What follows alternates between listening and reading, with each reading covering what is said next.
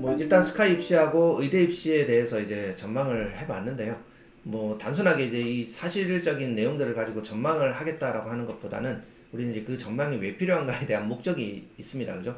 그러면 이제 이러한 정시 입시 트렌드에 맞춰서 우리는 이제 어떤 선택을 해야 될 것인가, 고등학교와 관련해서 이런 부분들이 가장 이제 크게 관심사라고 볼 수가 있겠죠. 그죠? 아무래도 지난 시간에 얘기를 했듯이 이제 뭐 일단 내신 요 한간에 이제 떠도는 소문에 의하면은 이제 수시에서 이제 내신이 1전공이 아닌 학생들은 수시 입시에서 배제가 될 것이다. 학생부 전형이든 학생부 종합 전형이든 교과 전형이든. 뭐 거기에 더해서 이제 서울대가 정시평가에서 마저도 이제 학생부 평가를 강화하겠다. 연세대학교도 내신 성적을 반영하겠다. 뭐 고려대마저도 내신을 반영하는 그러한 전형의 비중을 높여간다라고 하는 이런 흐름들을 보이고 있기 때문에 이러한 이제 사실적인 내용들에 이제 비추어 봤을 때 이제 일단은 이제 다 좀 내신을 잘 딸 수 있는 고등학교에 가야 되지 않을까 이런 생각을 하는 사람들이 많은 것 같아요. 뭐 제 생각을 얘기를 그 부분에 대해서 하라라고 하면 일단 서울대와 관련해서는 그냥 내신이 1.0 수준을 받지 못한다라고 하더라도 뭐 일단 학교 생활을 충실히 했다라고 해서 그러니까 내신 성적 관리하는 데 있어서는 1차적인 성공은 거두지 못했다. 조금 만족스럽지 못한 성적이 나왔다라고 한다면 뭐 예컨대 이제 내신 성적이 뭐 2.3등급 뭐 이렇게 갈 수도 있는 거잖아요. 그죠?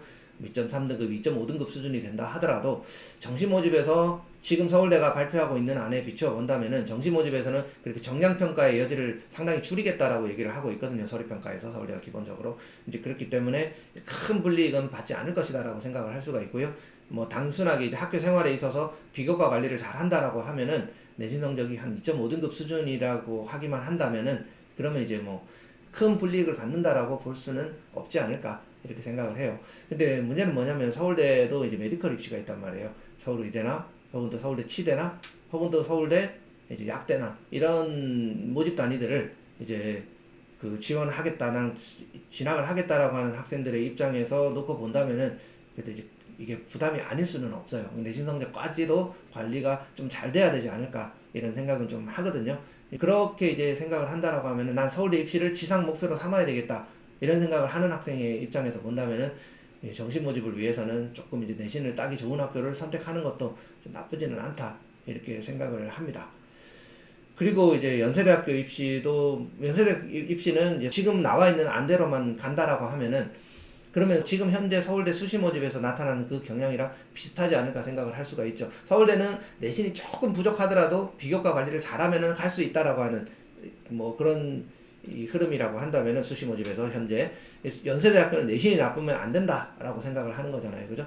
뭐 지금 이 안대로 가게 된다면 서울대 의대는 내신 성적이 반드시 1전공이 아니어도 수능을 잘 보고 비교과 관리를 잘하게 되면 갈 수 있다 이렇게 생각할 수가 있을 텐데 연대 입시는 그렇게 보기는 좀 어렵죠. 그죠? 연대 입시는 교과 성적이 정량적으로 반영이 되기 때문에 연대 입시는 뭐 거의 제가 봤을 때는 내신 성적을 1전공에 가까운 수준으로 받아야 이제 입시에 성공하지 않을까라고 하는 그런 의견에는 뭐 저도 동의를 합니다. 그렇기 때문에 내신 성적을 잘 따지 않는다라고 하면은 적어도 이제 서울대 의대나 연대 의대는 가기가 좀 어려운 상황이 될 수도 있다. 정시에서 이렇게 봐야 되지 않을까 생각을 합니다.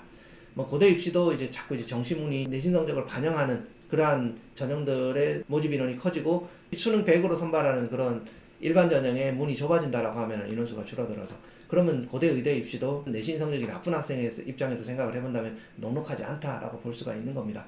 그래서 뭐 나는 메디컬을 반드시 가야 된다 라고 하는 이러한 목표를 삼고 있는 학생이다. 그것도 이 메이저 의대를 나는 꼭 가야 되는 거고 그 중에서 서울대, 연대가 메인이고 적어도 고대까지는 가야 되겠다. 이런 생각을 하고 있는 상황에서 생각을 해본다면은 지금 중3들은 내신 따기 좋은 학교로 가는 것이 좋지 않을까라는 생각도 해볼 수가 있는 거죠. 그리고 그쵸. 그러한 학교에 간다면 반드시 이제 생각해야 될 게 서울대 입시만을 놓고 본다면은 비교과 관리도 굉장히 충실하게 열심히 잘해야 된다라고 볼 수가 있는 겁니다. 아마 이런 취지에서 여러 가지 입시 컨설턴트로 이제 일하시는 분들이 이제 조금 내신 따기 좋은 학교로 가는 게 좋지 않을까 이런 의견들을 좀 지배적으로 내놓고 있지 않나라고 생각을 합니다. 근데 저는 생각을 하기를 이제 일단 수시에서 그 서울대 의대 입시에 실패하는 이런 학생들 혹은 메디컬 입시에 실패하는 학생들이 정시에서 그걸 성공시키는 경우들은 그렇게 많지는 않습니다. 대체로 이제 수시 입시에서도 메디컬 입시를 바라볼 수 있는 학력 수준이 되는 학생들이 대체로 정시 입시에서도 뭐 성공적으로 메디컬 입시에 도전할 수 있을 만큼의 수능 성적을 거두는 경우들이 좀 많거든요. 그렇기 때문에 이제 상당수 인원들이 이제 내신 성적을 따기 좋은 학교로 가는 것이 정시 입시에서도 유리하다라고 얘기는 하지만 이제 그렇게 이제 무리하게 이제 내신을 따기 위해서 이제 그 고교 선택을 좀 자기가 자연스럽게 이제 자기 지역에서 선택할 수 있는 고등학교 진학을 포기를 하고 다른 지역으로 이동하는 학생들 중에서 이런 전략적인 성공을 거두었다라고 할 수 있는 그런 숫자가 얼마만큼 많을 것인가, 이 부분에 대해서는 조금 이제 고민을 해볼 필요가 있지 않을까 생각을 합니다.